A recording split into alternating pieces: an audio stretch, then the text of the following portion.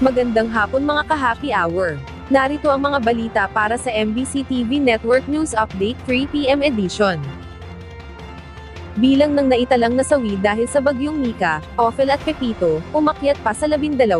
Tumaas pa sa 12 ang naitalang bilang ng mga nasawi dahil sa epekto ng bagyong Mika, Ophel at Pepito, ayon sa National Disaster Risk Reduction and Management Council kahapon. Ayon sa NDRRMC, 5 sa mga naitalang patay ay validated, habang ang mga natitira naman ay patuloy pa ring biniberipika. Nananatili pa ring 4 ang pinaghahanap, habang 16 naman ang naitalang sugatan. Samantala, sa kabuuan nasa 3.5 milyong individual, mula sa 34 na lalawigan ang apektado ng sunod-sunod na bagyo. Sa iba pang balita, US Embassy sa Pilipinas, nagpaliwanag sa presensya ng US Task Force Ayungin sa WPS. Nagpaliwanag ang US Embassy na nakabase dito sa Pilipinas, ukol sa tunay na layunin ng US Task Force Ayungin.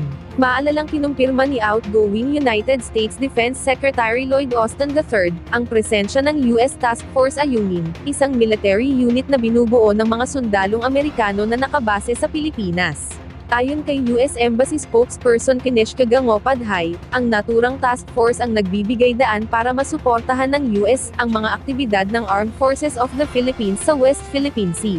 Ito ay resulta ng kooperasyon sa pagitan ng US at Philippine Forces, kasama ang Mutual Defense Board Security Engagement Board Process at ang Bantay Dagat Framework. Sa pamamagitan nito ay napapalakas ang samahan sa pagitan ng mga sundalo ng dalawang bansa, na isusulong at napuprotektahan ang malaya at ligtas na Indo-Pacific region.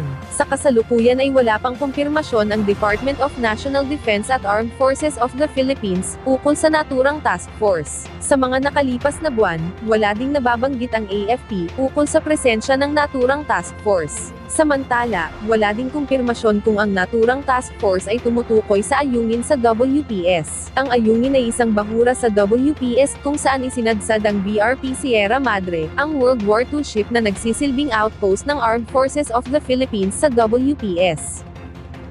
At yan ang mga balita para sa MBC TV Network News Update 3 PM edition. Abangan ang mga susunod na balitaan mamaya para sa 4 PM edition.